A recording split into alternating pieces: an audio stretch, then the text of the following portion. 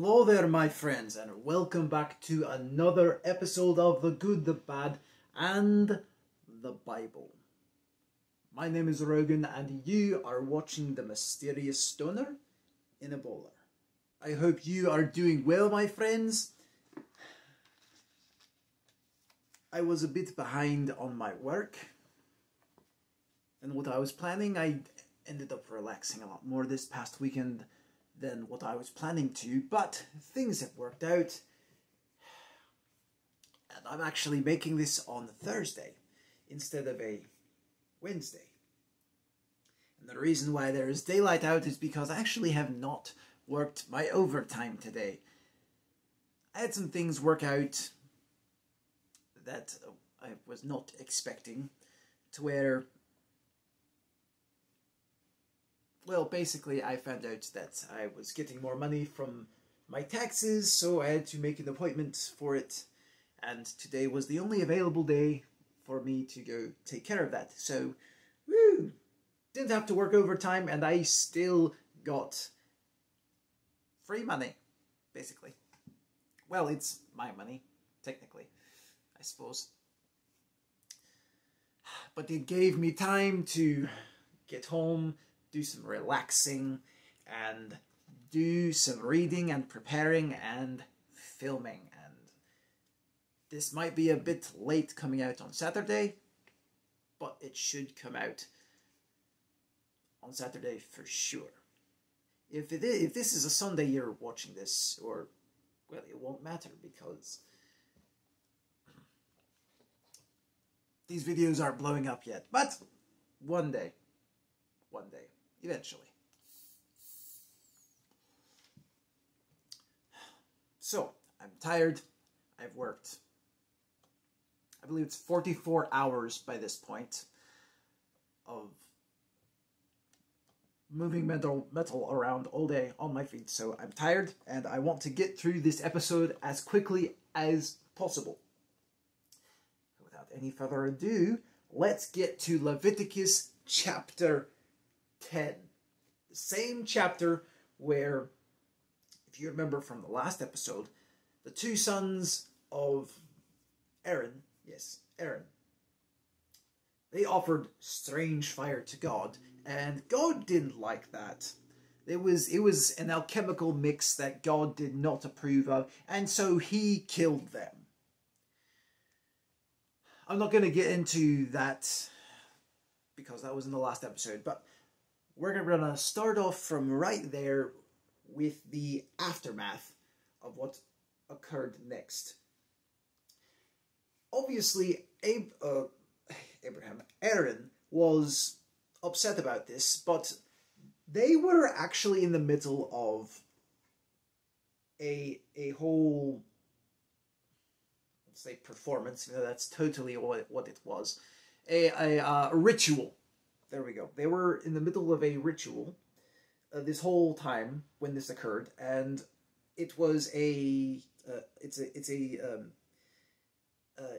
kind of like a Hebrew-Israeli tradition to, I don't know if they do it anymore, but back then it was a very big thing to where if you were really sad, really heartbroken, to tear your clothes in sadness. I guess it was a way of like getting like sad aggression out or something like that. I don't know. It doesn't make sense to me why you would tear your clothes out of sadness, but different culture, different way of life. So that's their thing. No judgment. That's their thing. Aaron, really sad. His sons just went kaboom right in front of him. I'm saying it was an alchemical accident. And Moses is just full of shit. But anyways, Moses says to Aaron, I know you're upset, but don't tear your clothes, because if you do, well, he said don't uncover your heads. That was another way of mourning. Don't rend your clothes, lest ye die, and lest wrath come upon all the people. So don't you mourn. We're in the middle of a ritual. You hold your tears till this whole shit is over. we are not going to upset God. And and then he goes on to say, and don't even leave the tabernacle. Don't even mourn for your sons.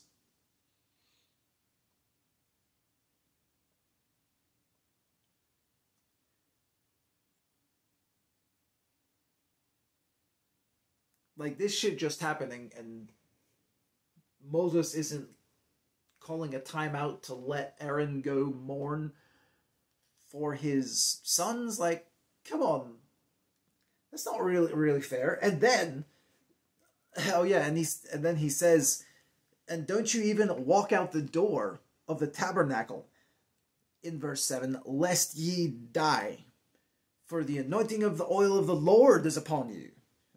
And they did according to the word of Moses. So Moses threatens them twice with death. Or in saying, or he thinks God's going to kill him. He doesn't say that. He just says, lest he die. You know, don't piss off God anymore, or he might kill you.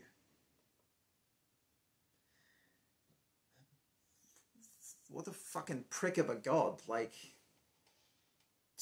for him to kill your relatives, and then, you know, you're so afraid of him that he'll be so pissed that he won't be understanding. He won't allow you to go mourn your loss of your children.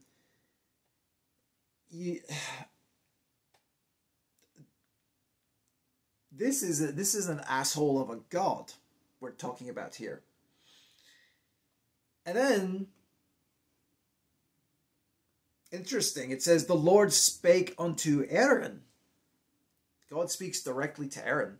And I don't know why he suddenly decides to show up and say this. Because it doesn't really seem to be connected to what's been going on.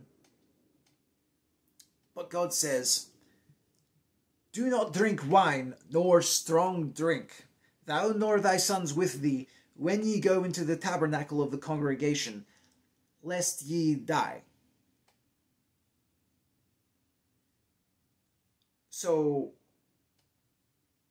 God has an extremely strict, no alcohol on the job policy. And I have absolutely no problem with a zero tolerance for alcohol on a job. It makes perfect sense. I am a press operator. That's what I do for a living. We put metal in machines, and you know, it's a really dangerous job. There's lots of weights, lots of science involved, and if you are not careful, you can get hurt very easily or even killed.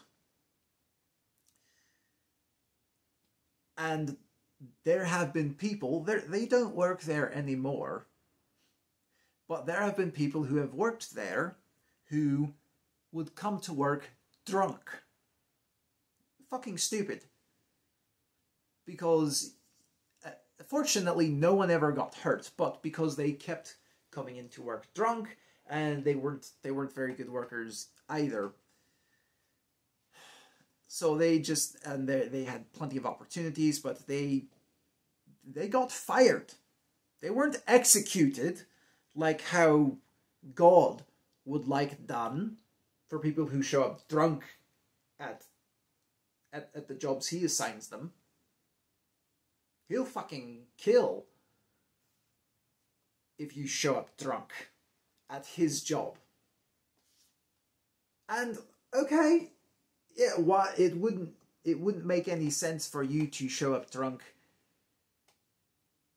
where your job where your job is to serve this deity that can light things on fire at will, supposedly, and gets pissed off very easily. Like, do you really think showing up to work for him drunk is a good idea? Okay, so we had Nadab and Abihu in the last episode doing, supposedly they did it on purpose, like some people want to think. Were they drunk?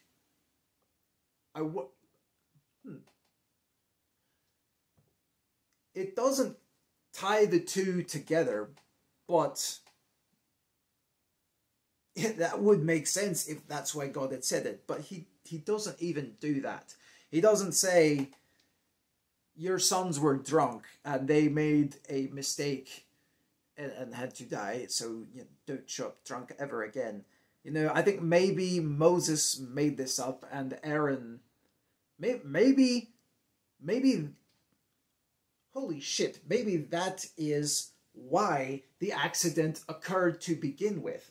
Nadab and Abihu showed up drunk to do their job for this ritual shit, and they got the chemical mixture wrong and killed themselves. And Moses decided this would be an opportune, or he decided that it would be a really good idea to now implement a law about no drinking while handling explosives. That seems like a very logical and sensible rule here, and would make a whole lot of sense as to why this rule would pop up right after Nadab and Abihu burst into flames. So that's probably what actually happened.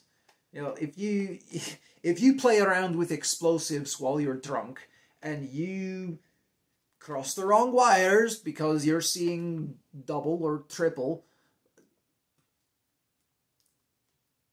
maybe you shouldn't be messing with explosives. And with alchemical mixture, if you have everything set up and you spill one chemical onto another, if it's the right two chemicals, boom. And if it's in your face, you're fucking dead. I'm no scientist, but I know there are chemicals like that out there. And it's quite possible that Moses had access to these and said, all right, after today, we're not drinking on the job anymore. We're not having any more accidents like this, but we'll make it. Aaron, you tell everyone that God told you no drinking on the job. Okay? Okay, great. Let's move on with the day and this ritual, shall we? And so right afterwards, Moses has more commandments for Aaron. And he's telling him, all right, so moving along with this ritual, you and your sons need to eat this part of this particular sacrifice when it's time. And, okay, and you do it in this certain place at this certain time and all that. There's some details here and there. I'm not going to go through all of it. It's fucking boring.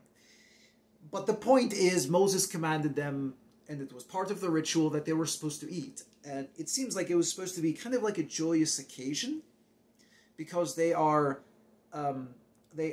getting rid of the sins of Israel.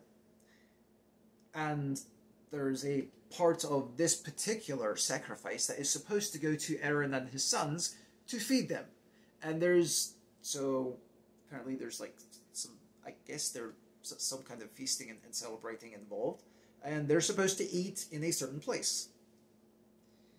But when the time comes around, Moses is looking around for the goat that they were going to use, and then he finds the goats already offered and everything, and it's completely burned, and it hasn't been eaten at all. So that means Aaron didn't do as Moses told him to. And Moses gets pissed, because he's afraid God will strike someone dead if more things don't go right. If more things go wrong, someone will supposedly get hurt. And so he goes to Aaron and he's like, why is the entire sacrifice burned? God said this, you're getting us all in trouble. God might get angry and kill everyone. What the fuck are you doing? It's all bullshit. Like, come on. Maybe he had to make a show of this in front of everyone, and that's why it ended up getting recorded. I don't know. But he's mad at Aaron, and Aaron says, and this is actually a half-sensible reply that he gives, and he says, well, look, my son's just fucking died today, okay? I'm not going to exactly read it, but I actually had to read a couple different articles to understand what was being said here, because the wording is so funky. But, in basic terms, Aaron says, in verse 19 and 20, he said, well, my son's just died, and I'm really not in the greatest of spirits right now. Like, I'm kind of mournful. I'm not hungry. You won't even let me tear my clothes or anything to show how super sad I am that two of my sons just died in front of me. Much less burned to death. A terrible way to go. So, I'm sorry if I can't eat. But the idea being is that, you know, if I'm not... I know I'm supposed to eat, but if I'm not eating in the right mood, basically, in a worshipful attitude to God like I'm supposed to while eating this meat, to where if my heart isn't in it, is God really going to be happy with me doing it? And, you know, that is actually a very fair response. And Moses actually reacted properly to that. He's like, okay, that makes sense. But, you know, it's funny that Aaron had to explain that to Moses, and God couldn't just step in and be like, hey, Moses, chill, man. You know, I invented heaven and earth. I created everything. I created this plant called marijuana. Smoke a fucking joint, man. I just killed his sons. He's allowed to be a little sorrowful. You know, why couldn't God just do that and just, you know, stand up for Aaron on his behalf? You know, return the favor of being an intercessor. That's the job of the priests and Moses, and they talk directly to the God. So, like, you know, why couldn't God just be like, guys, calm down. I'm not going to kill anyone else today. I've had my fill of blood.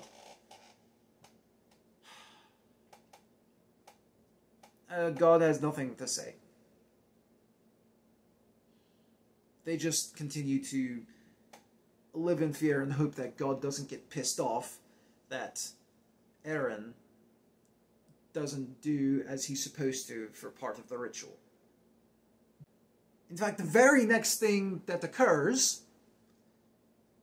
is that God starts telling Moses what kind of animals to eat and what kind of animals he cannot eat. And it's a rather ridiculously long list. Very, very detailed. But what isn't detailed throughout is through almost the entirety of chapter 11. He goes down all the regular land walking animals. He goes through, well, not literally all of them, but the basic kinds. And he's saying, you know, different kinds you can eat, you know, like cows, and he gives descriptions. Ones that can chew the cud, meaning it's like they have multiple stomachs. Cows do it, and sheep do it. I think goats do it as well. But those are the three main ones. And so, like, an animal that is unclean would be like a camel or I believe a horse, because yes, a horse, because there is a specific rule of they have to have cloven hooves right down the middle, and horses don't have that, so that's a no-no. And it's all kind of little details like that, all the way down. And then same thing for different kinds of fish and different kinds of birds. Some of these animals are even straight up called abominations to eat. Which, it doesn't really clarify why exactly any of these animals are clean or unclean.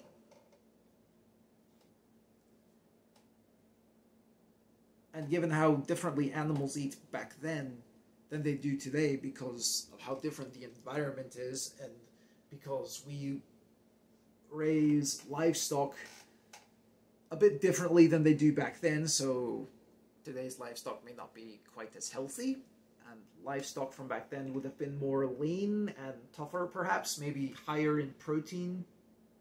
More like, I'm not really sure. I'm not an expert on this shit, but I know there's a difference between the way animals were raised back then and the way they are now.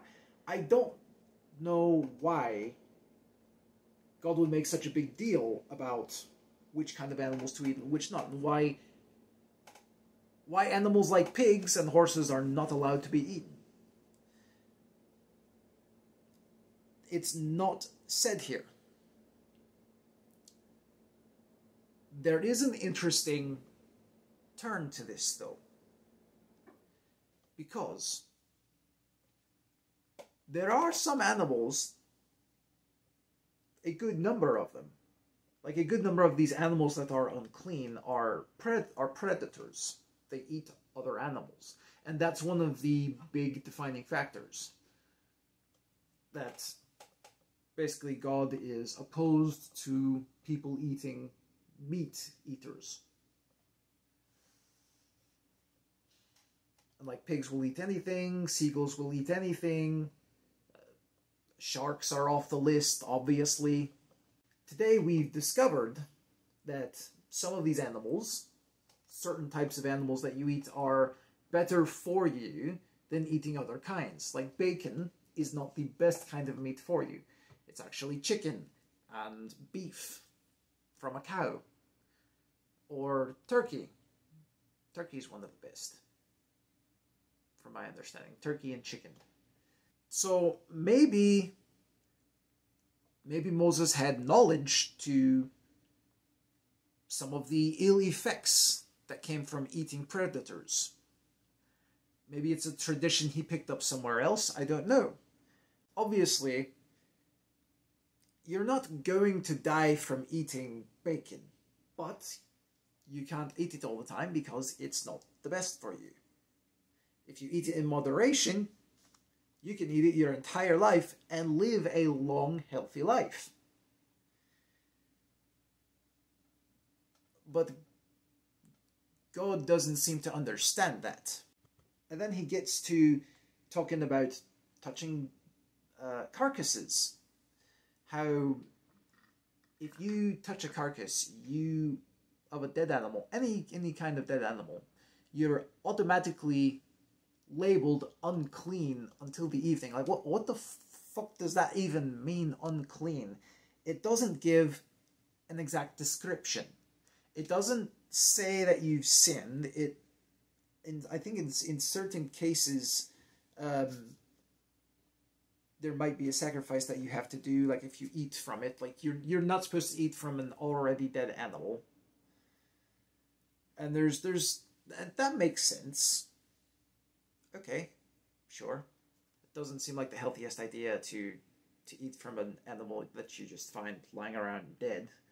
Even though I'm sure some people have. And, you know, if you're starving and you're trying to survive, sometimes that's your only option. It's gross, but, you know, do what you got to do.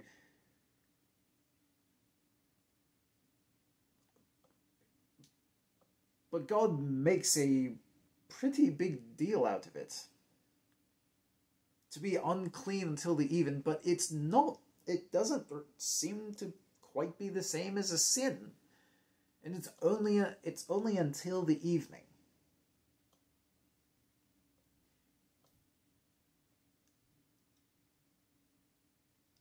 Okay, like I said, people were smarter back then than we know.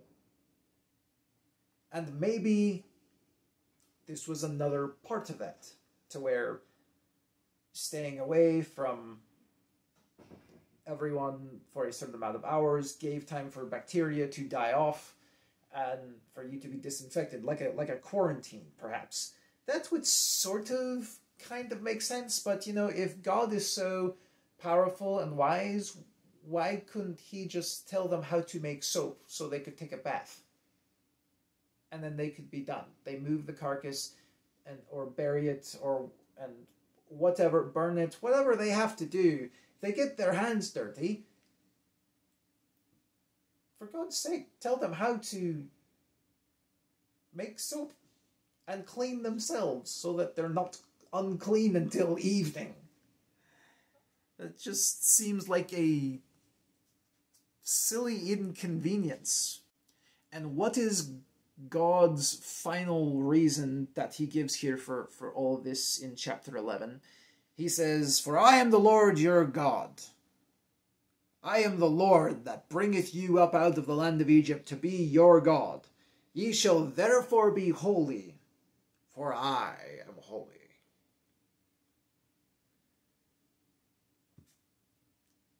This is the same God that threatens to kill people, who shows up drunk for work. This is the same God who brainwashed the Egyptians to keep them from letting the Israelites go early, and who forced them to, well, a lot of them to die and drown.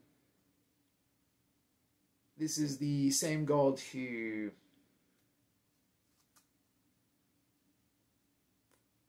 wanted Abraham to circumcise himself as part of a bargain for his future generations. This is the same God who was incapable of teaching Adam and Eve to not eat of the tree of knowledge of good and evil. This is the same God who did not keep Satan from tempting them.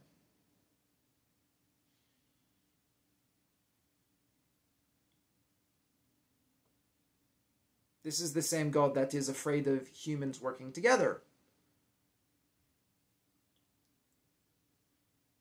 He wants them to be holy. He brought them out of Egypt just to be their God.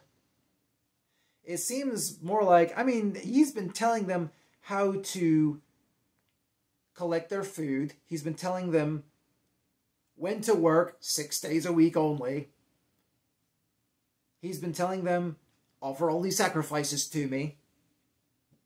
He's been telling them, do this, do that. If you don't do this, I'm going to kill you. If you don't do that, I'm going to kill you. If you don't do this over here, you're going to be cut off from your people, which could have 4 different meanings. None of them pleasant or necessarily fair.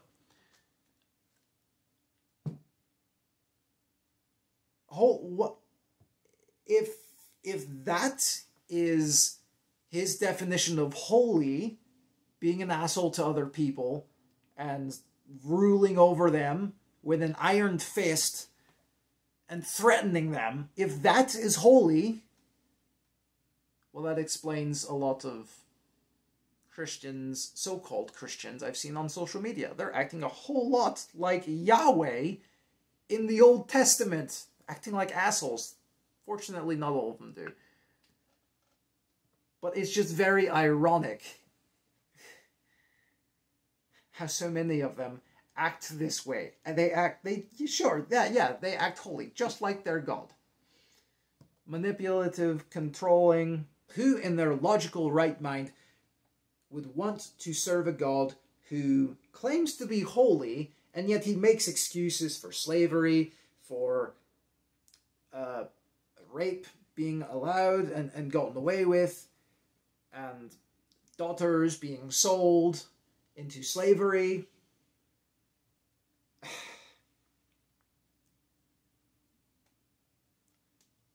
I am the Lord. I'm holy. Be like me. If you don't do what I'm gonna, if you don't do what I say, I'm gonna kill you.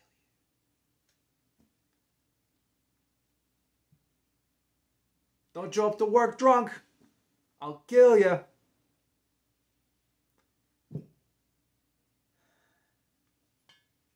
Don't offer strange fire to me. I'll kill you. Don't do as I say. I'll kill you. Don't give me those offerings. Don't give me that money. Bad things will happen.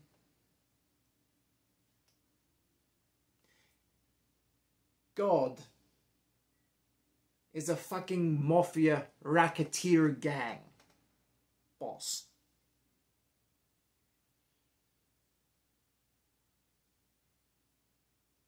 Give me what I ask for and no one gets hurt. That's who he is. Where's the free will here? Where is the free will? I know what racketeering is. My own family was threatened with racketeering. When we were missionaries on the mission field, a guy knocked on my parents' door. He said, I know who you are. I know what country you're from. I know you have plenty of money. And it can be dangerous around here. So if you pay us, we'll protect you. We'll make sure nothing bad happens to you and your family. What's the difference here? Hey,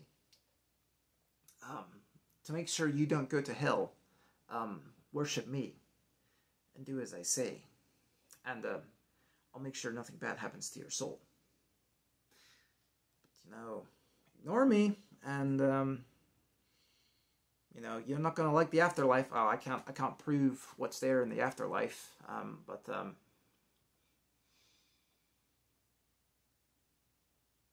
a guy who has his ways with tricks, like Moses and Abraham, scammers, who know how to make it look like they know a God that can do scary things to you. And, oh, he'll plague your water, he'll send locusts, he'll kill your firstborn children, he'll send plagues.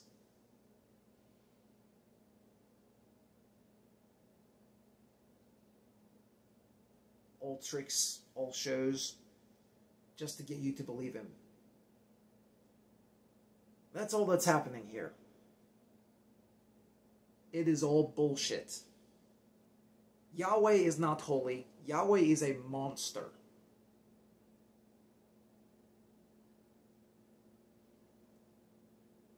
I mean, he's not real. He's a fictitious character.